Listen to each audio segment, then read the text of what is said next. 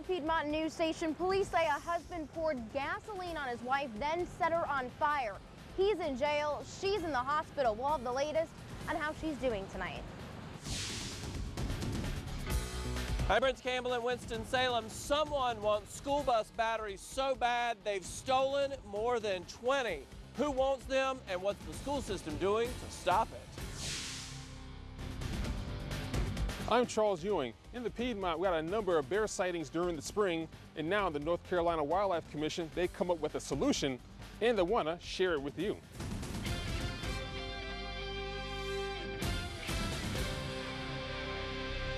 She was covered in gasoline and then set on fire. Police say this happened during some sort of domestic violence situation, and it nearly cost her her life. Angela Bias's husband, Portugal Bias, is now in jail while she is in critical condition at the Wake Forest Baptist Medical Center. It happened around 7:30 last night at a home on Leach Avenue in Thomasville. The Bias's 2 children were there, and they saw all this happening and ran for help. And this evening, Fox 8's Lindsay Eaton is following this story for us from Davidson County. Detectives here at the Thomasville Police Department say it's been a long time since they've seen a domestic dispute escalate to this level. I'm praying for him, that's for sure. Thomasville police say it was here at this home on Leach Avenue where a domestic dispute turned dangerous. Police say this man, 69-year-old Portugal Bias, poured gasoline on his wife, then set her on fire. Angela Bias's 2 teenage daughters were home and saw it all happen. They ran to a neighbor's house for help. I see them out and about with their kids every once in a while, but that's about it. Mostly they stay inside and never hear anything out of them.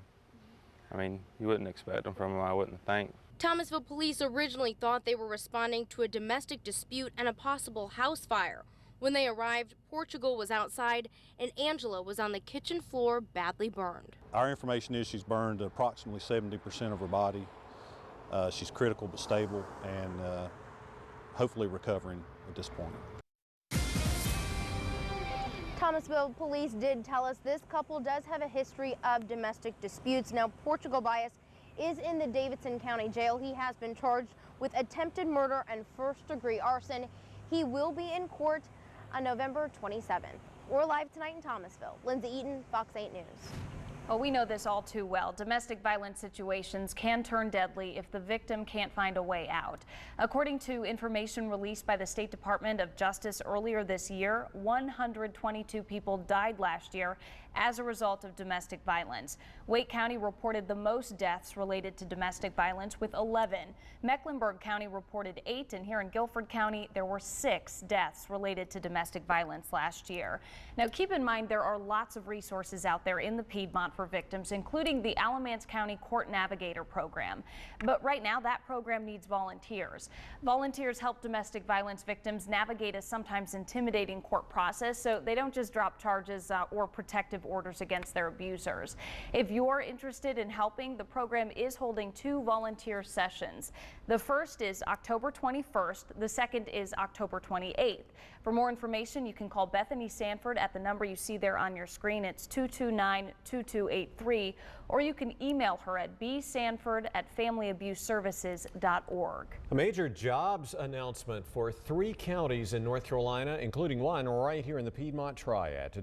Governor Pat McCrory announcing the expansion of Gildan Yarns. In addition to expanding its Rowan and Bladen County facilities, the company plans to open a brand new one in Davie County. This evening, Chad Tucker joins us live from Mocksville. Chad, we're talking hundreds of jobs, right? Yeah, we're talking 500 jobs spread out over 3 counties, one in Rowan County, a plant in Rowan County, one in Bladen County, which is down east, and a new plant right here in Davie County. Now, the Davie campus of the Davidson County Community College plans to do the training for these new jobs, these new high-tech, computerized manufacturing jobs. Welcome to President. This is an advanced manufacturing textile mill, so we'll be doing some really high-tech training for the citizens. For more than a year, local and state officials have been working to bring Gildan Yarn to North Carolina. Tuesday, the company made it official. It's coming and bringing lots of jobs. 500 jobs paying more than $32,000 a year plus benefits. In return, the state will give the company $3.4 million in incentives.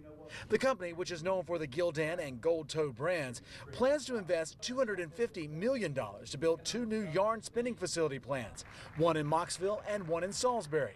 They also plan to renovate a plant in Clarkton, which is in Bladen County. Company officials say they chose our state for its workforce and its cotton growers. 500 jobs is an absolutely incredible new announcement for this region of the state that's been really hurt due to manufacturing losses during the past decade. But to see manufacturing come back because of our labor force, because of the marketplace, and because of the partnership between the state and localities, it's just great news for these 3 counties in North Carolina. Now, just how important is it that they're using cotton from North Carolina cotton growers? Where in North Carolina, our cotton growers produce about $500 million worth of cotton. So this is really going to be big news for North Carolina cotton growers. Now, the company hopes to build here in Mocksville by 2015. They hope to break ground in the next 90 days, that they're still looking for some land here in Mocksville. Live in Mocksville tonight, Chad Tucker, Fox 8 News.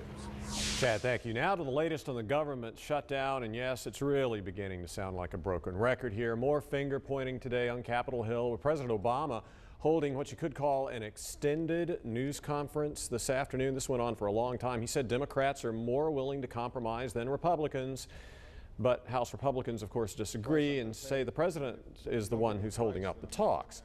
The president also announced he's willing to negotiate once Republicans end what he's calling severe threats to business, and that's not all. Time's running out on extending the debt ceiling. The American people do not get to demand a ransom for doing their jobs. You don't get a chance to call your bank and say, I'm not going to pay my mortgage this month unless you throw in a new car and an Xbox. The last time the government nearly defaulted was a couple of years ago. You may remember markets plunged, business and consumer confidence also plunged, and the country's credit rating was downgraded for the first time.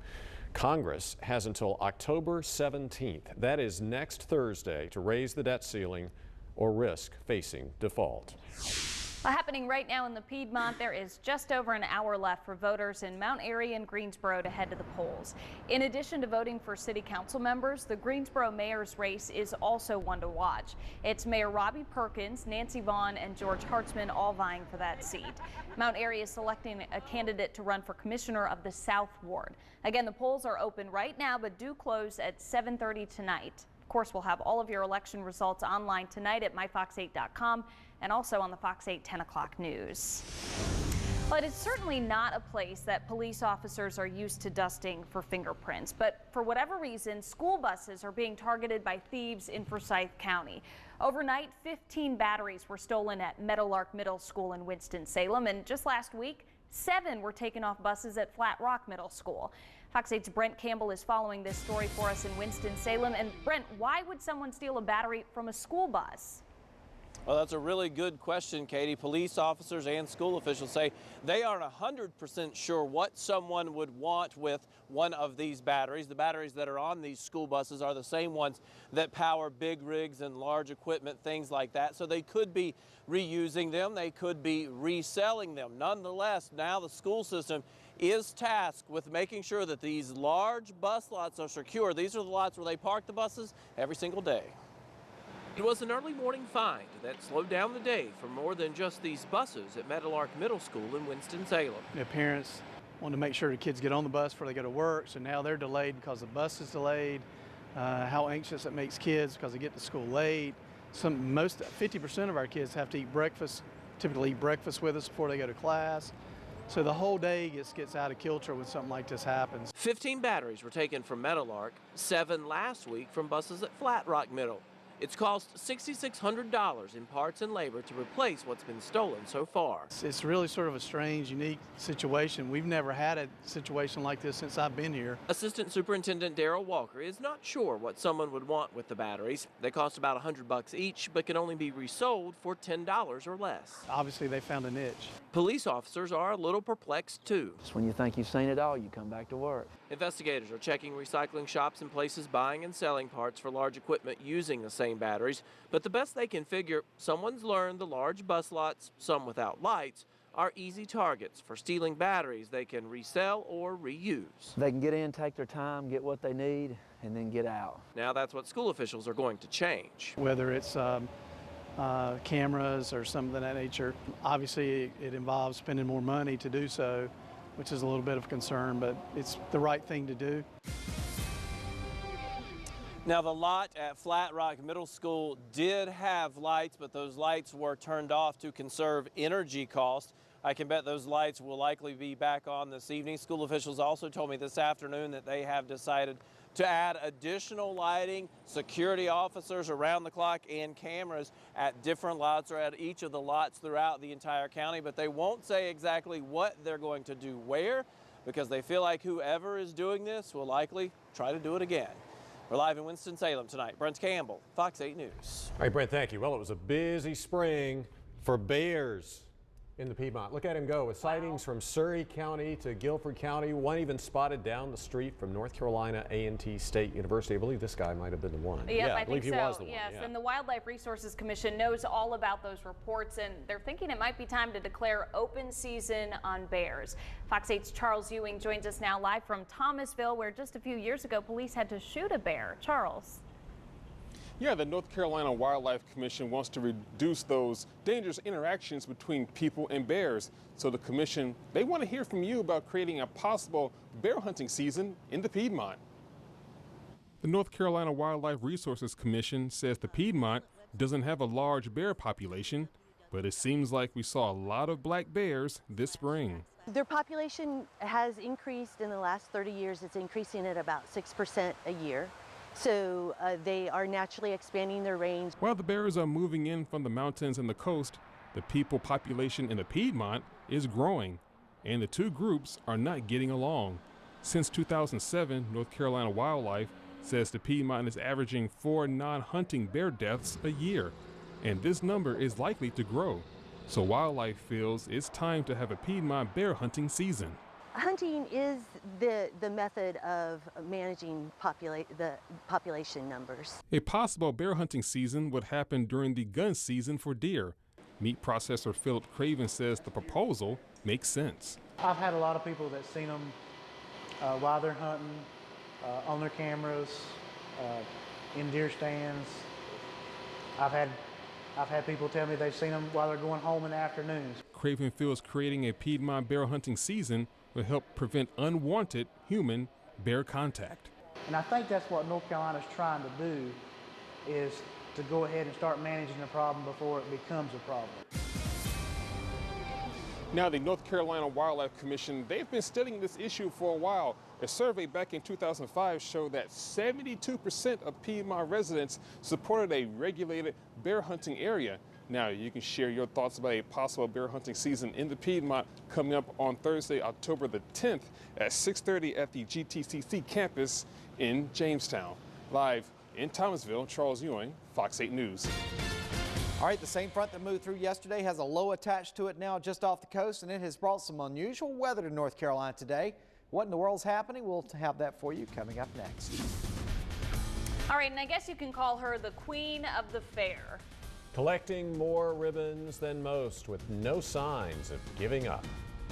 How long do you plan on keep coming out here? As long as I can. We'll introduce you to a fair favorite, a fair institution known for more than just her homemade treats.